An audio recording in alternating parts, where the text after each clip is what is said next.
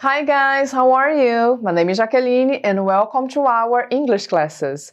Olá pessoal, como é que vocês estão? Espero que estejam todos bem. Meu nome é Jaqueline e sejam bem-vindos à nossa aula de inglês. Hoje nós vamos falar um pouquinho sobre estratégias de leitura, ok? Bom, vocês sabem que é muito importante na hora de fazer a leitura de um texto, principalmente em outro idioma, conseguir tirar desse texto as informações principais ali, pelo menos o que você precisa daquele texto.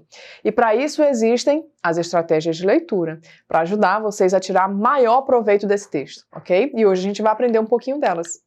Então vamos lá, vamos iniciar falando um pouquinho sobre cognates. O que são os cognates? Os cognatos são palavras iguais ou muito parecidas com o português. Por exemplo, telephone, chocolate, banana, activity. Essas palavras, se você olhar a escrita delas, está aparecendo para vocês aí na tela, elas se parecem muito com o português. Então eu não preciso de tradução, né? Eu já consigo entender o que elas querem me passar.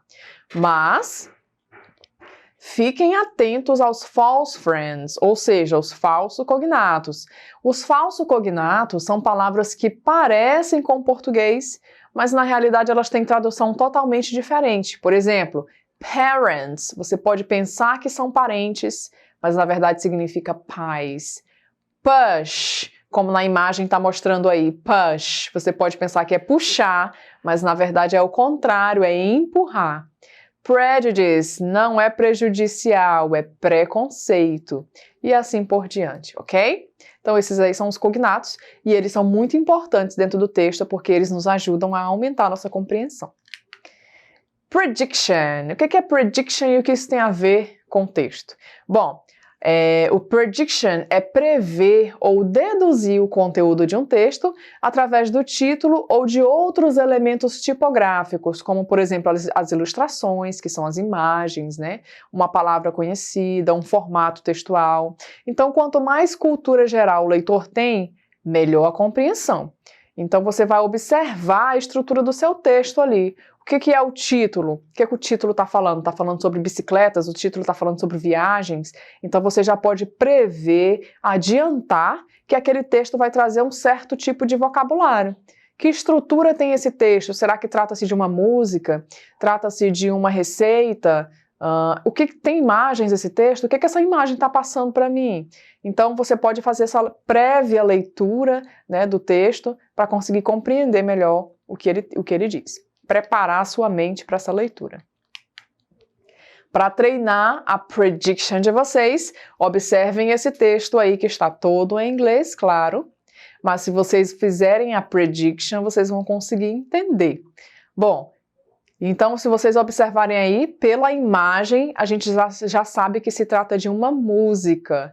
Como que eu sei que se trata de uma música? Primeiro, eu observo a estrutura em que esse texto está organizado.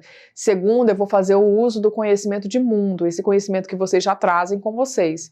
Porque eu observo que a imagem tem uma pessoa, e essa pessoa é bem conhecida, né? É o Ed Sheeran, que é um cantor muito famoso, e quase todo mundo conhece. Então, apenas observando essa imagem, eu já consigo tirar essas informações. Se ele está aí do lado, provavelmente é uma música romântica, que é o estilo que ele canta, entre outros. A estrutura do texto, como já falamos, né, reforça essas especulações acima. Ok, vamos falar um pouquinho agora sobre repeated words. Repeated words, palavras repetidas. Se algumas palavras no texto é repetida algumas vezes, fique atento, pois ela provavelmente será muito importante. Muitas vezes, para não repetir a palavra, o autor pode usar o sinônimo ou mesmo substituir essa palavra por um pronome equivalente. Então, vou ler um texto para vocês aqui, para vocês verem como é que funciona essa questão da repeated words. Então, exemplo, o título desse texto diz A House for Rent. This beautiful house is available. It is very big in a very good location. The house is comfortable and perfect to families with 2 or more kids. Olha só, então esse texto mostra aí, eu ainda destaquei para vocês em negrito, né, que esse texto mostra várias vezes a mesma palavra repetida. Então no título eu encontro house, que é casa, aí no início do texto this beautiful house, essa casa bonita. Aí mais à frente, essa mesma palavra se repete novamente em formato de pronome, né? O it está retomando casa, e mais à frente ela repete novamente. Então, se essa palavra se repete tantas vezes, eu sei que esse texto gira em torno disso. Então, que o texto está falando sobre uma casa. Skimming. Skimming é uma das habilidades de leitura mais importantes, tanto para a língua portuguesa quanto para a língua inglesa, que é o quê? É aquele deslizar a superfície, é o que significa ele. Você vai deslizar sobre a superfície do texto. Olhar o texto brevemente para detectar o assunto em geral, sem muita preocupação quanto aos detalhes. Então é aquela pincelada, aquele olhar rápido. Você vai encontrar ali no meio desse texto algumas palavras conhecidas, já vai formando na sua mente uma ideia do que o texto está tratando. Então é aquela primeira olhada, você pegou o texto e fez aquela olhada ali por cima e um texto que está falando aqui sobre comidas, olha, falou sobre food, sobre fast food, já sei que fala sobre comida.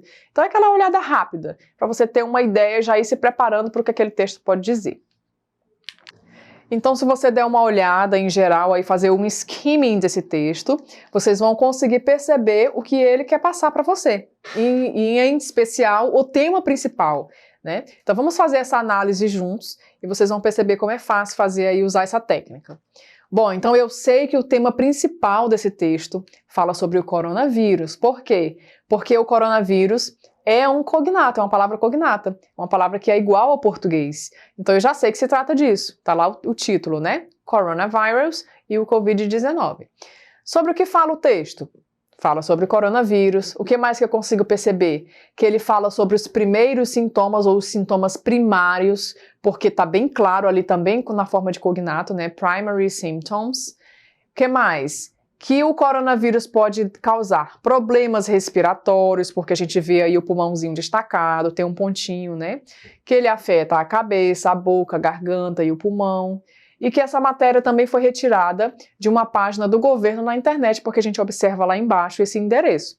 Então, se vocês fizerem essa análise, se vocês fizerem essas observações, vocês vão conseguir tirar mais proveito do texto, ok? E por último, nós temos a nossa técnica de scanning. O scanning, ou o scan propriamente dito, é examinar, sondar, explorar. Como a própria palavra já fala, né? A gente vai usar essa técnica para fazer uma leitura mais detalhada em busca de outras informações e ideias objetivas nas quais você está interessado dentro daquele texto. Você usa nessa fase da leitura todos os conhecimentos vistos anteriormente. Então agora, nessa última fase de leitura, a gente vai colocar em prática tudo que aprendeu.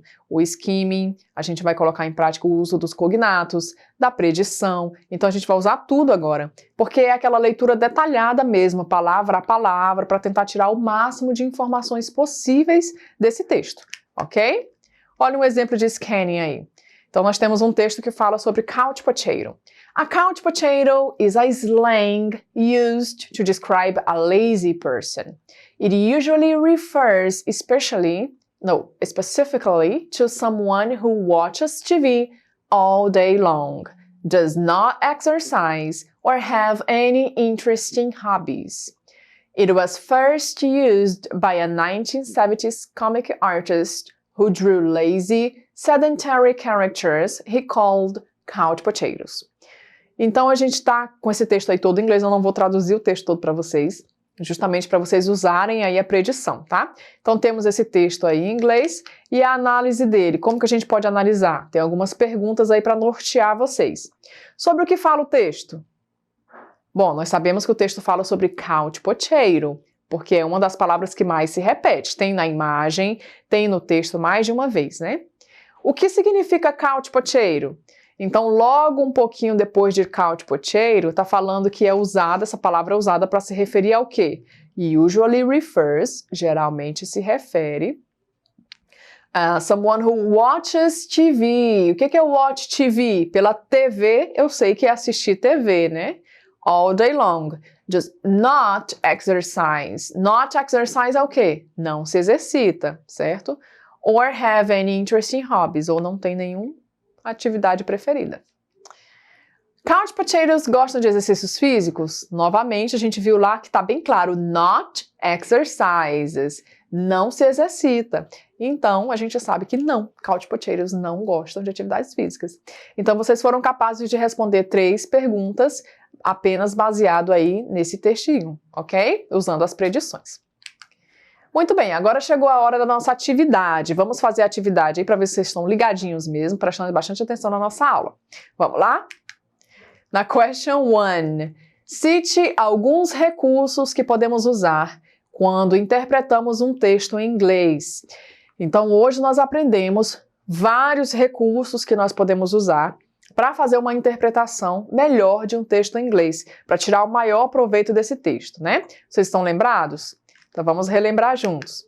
Então, nós aprendemos sobre os cognates, que são as palavras cognatas, aprendemos sobre as predictions, que são as predições, repeated words, palavras repetidas, skimming e scanning, que é aquela leitura mais superficial, e aquela leitura mais aprofundada, onde eu vou colocar em prática tudo o que eu aprendi de técnica de leitura. E por último, leia o trecho a seguir e, aplicando as estratégias que vimos na aula de hoje, responda às perguntas. Eu vou ler o texto para vocês e depois vocês vão ter algumas perguntas que vocês precisam responder de acordo com esse texto. Então, o texto diz: The Statue of Liberty, one of the most famous monuments in the world, the Statue of Liberty, was a gift of friendship from the people of France to the United States on the centenary of American independence. It is a universal symbol of freedom and democracy. Bom, de acordo com esse texto aí, olha as perguntas. Letra A.